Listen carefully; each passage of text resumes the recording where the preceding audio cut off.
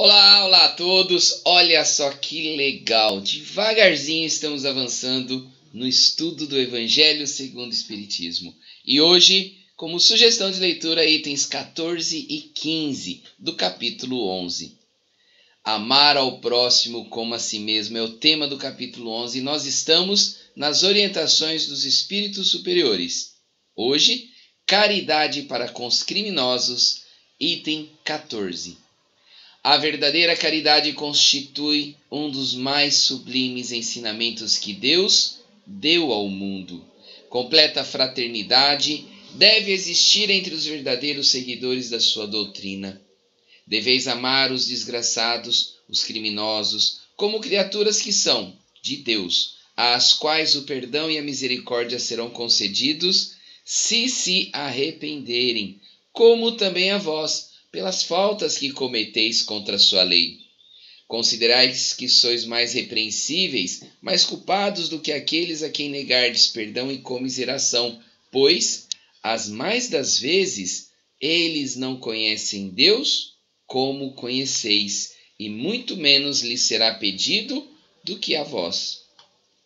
Não julgueis, não julgueis absolutamente, meus caros amigos, porquanto o juízo que proferirdes ainda mais severamente vos será aplicado.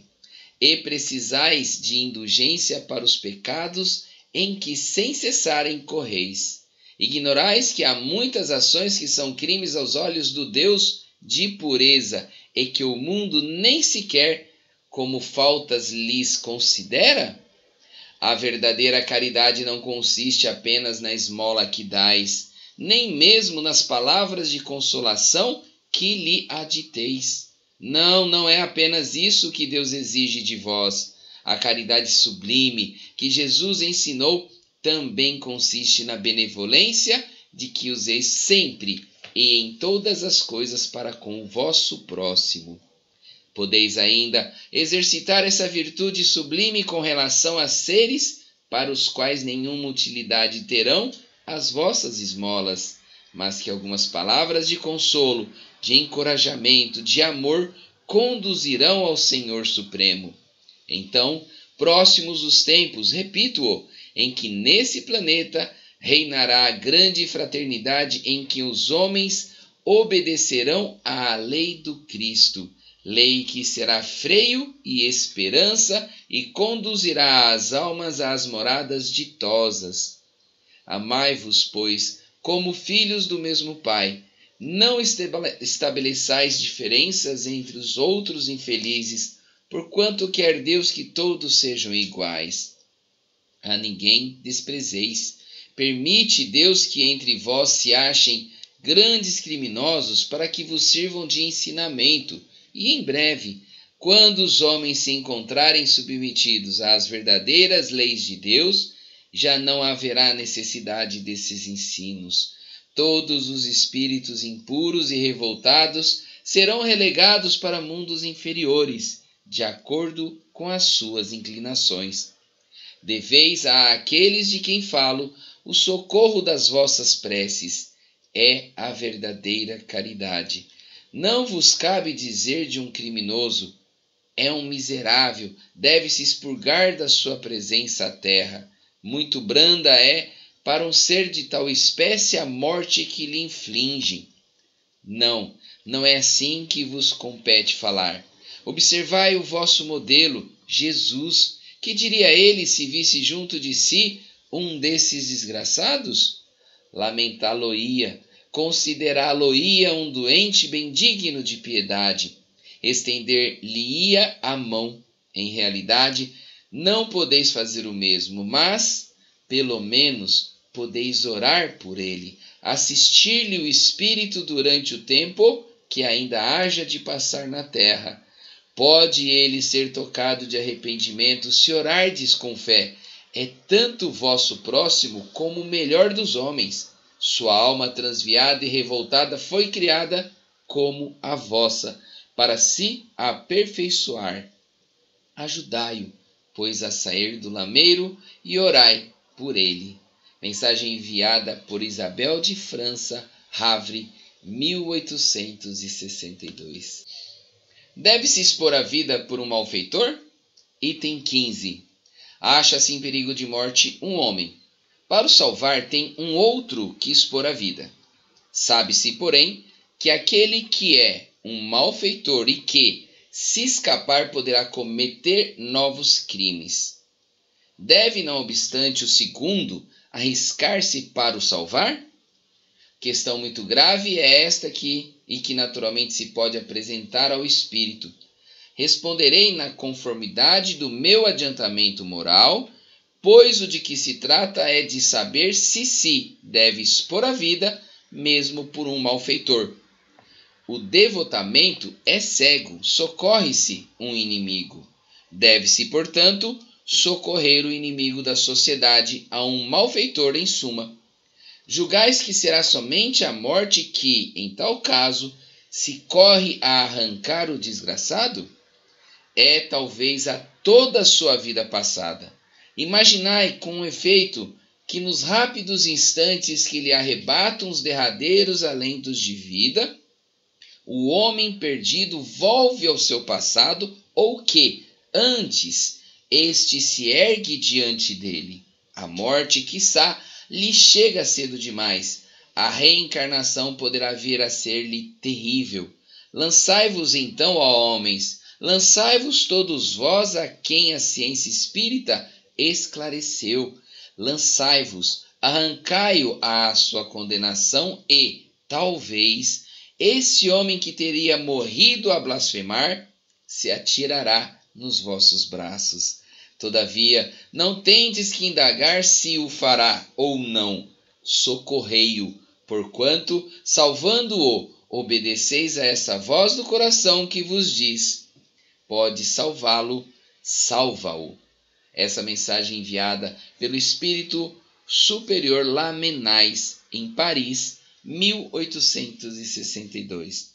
Fiquem agora, queridos irmãos, com os comentários do dia de hoje. Até mais, tchau, tchau. Olá, bom dia a todos. Hoje, capítulo 11, itens 14 e 15, na sugestão de leitura do Evangelho segundo o Espiritismo. Nós temos aqui o tema caridade para com os criminosos. Kardec nos traz então para reflexão, para acrescentar em nossa experiência de estudo, como é importante procurarmos o exercício da caridade, o exercício de amar o próximo sem querer saber quem é o próximo. Complicado isso. É interessante a mensagem de Elizabeth de França, que é do item 14. É uma carta psicografada enviada por este espírito superior. E é interessante a gente observar que ela, ao mesmo tempo que ela nos convida a agir de acordo com os ensinamentos do Cristo, ela nos mostra o ensinamento sublime da caridade que o Cristo nos ensinou. Ela lembra que Jesus atendia a todos, independentemente se era pobre, rico, criminoso ou não, corrupto ou não. Não importava quem que chegasse até Jesus. Jesus deu o exemplo da sublime caridade, da benevolência pura. E ela nos lembra, ali no parágrafo 2, olha, vós que já tens o contato com essa divina doutrina, com essa ciência que é a doutrina espírita, não julgueis. Lembre-se disso, porque já temos um conhecimento e seremos cobrados de maneira diferente. Um crime cometido por uma pessoa que não tem o conhecimento da lei, não tem o conhecimento da doutrina, da lei de Deus, um crime cometido por uma pessoa que não tem esse conhecimento é diferente do crime cometido por aquele que já tem o conhecimento. Ele já sabe que é errado, ele cometeu o erro. Opa, eu sei que é errado, mas eu vou fazer isso aqui. depois eu recupero lá na frente. Não é bem assim. Nós seremos cobrados com pesos diferentes. É interessante a gente observar isso. E o mais interessante é nos lembrarmos que muitas vezes a gente comete crimes pesados, que está descrito nas leis divinas, que está sendo ensinado e orientado pelo Evangelho, pelo Livro dos Espíritos, que é citado em máximas de Jesus, que na justiça humana, justiça dos homens, esses crimes pesadíssimos não são considerados na justiça humana nem como faltas leves. Por isso que ela nos lembra a importância da gente não julgar, e o mais relevante do nosso comportamento seria exercitar a indulgência, a benevolência, a caridade do perdão perante os criminosos, perante as pessoas que cometem erros. E ela nos convida então a fazer esse exercício. Está ali no parágrafo 5 do item 14. Olha, se você não tem como ter um contato próximo com aquele criminoso, com aquela pessoa que cometeu algo errado, socorre ele pelas vossas preces, pois a prece emitida com fé pode fazer com que o arrependimento toque aquela pessoa. Que tal fazer esse exercício no nosso dia a dia? No nosso trabalho, com as pessoas próximas, na escola, no trânsito, no ônibus.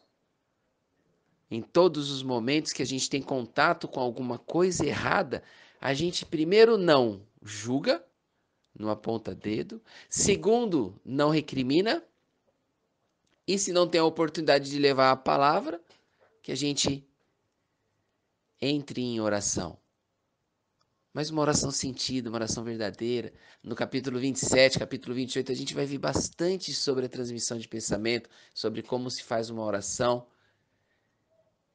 para tirar o máximo de proveito desse benefício que Deus nos deu, que é a prece. No item 15, para a gente encerrar esse áudio, o Espírito Superior Lamenais nos dá um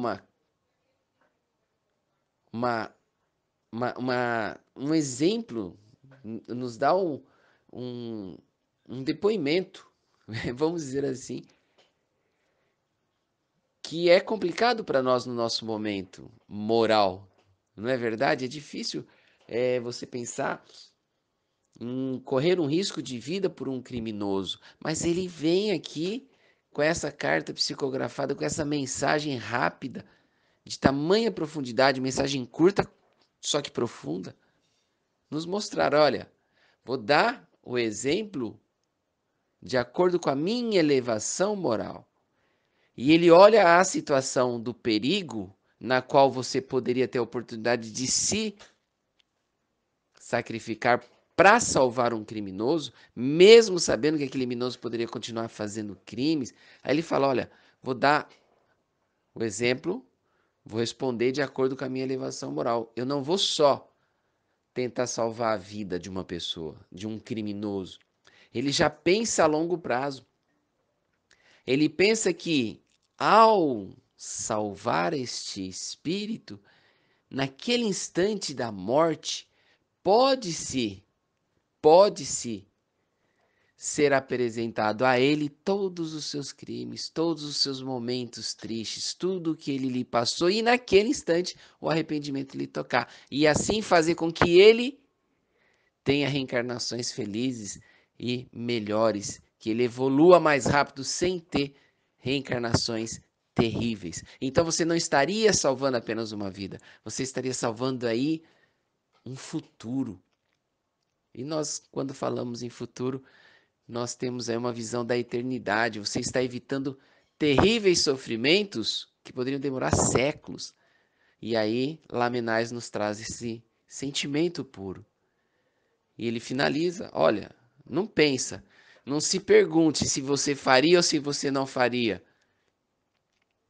Porque ninguém vai se programar. Ninguém sai de manhã cedo e falar: hoje eu vou ficar na frente de um banco esperando um criminoso assaltar e na hora que ele for tomar um tiro eu vou entrar na frente dele. Ninguém vai se programar. Isso vai ocorrer naturalmente. E aí ele nos manda a mensagenzinha: ó, se tem a oportunidade, salve. Se tem a oportunidade, salve. Não pense. E não se pergunte se você faria ou se você não faria, que é difícil a gente responder. Espero ter contribuído com esse comentário de hoje. Deixa aí a sua opinião também. O que você acha? Que Deus os abençoe e nos conduza a um dia maravilhoso, que nós possamos ter bastante paciência e podemos exercitar. Se a gente tiver contato com alguma notícia ruim, com alguma situação adversa de um irmão que cometeu um crime, que a gente não fique desejando a ele o mal, que a gente entre em oração e deseje a ele todo o bem do mundo. Que todos possam ser felizes no dia de hoje com as bênçãos de Deus Pai. Que assim seja e até a próxima.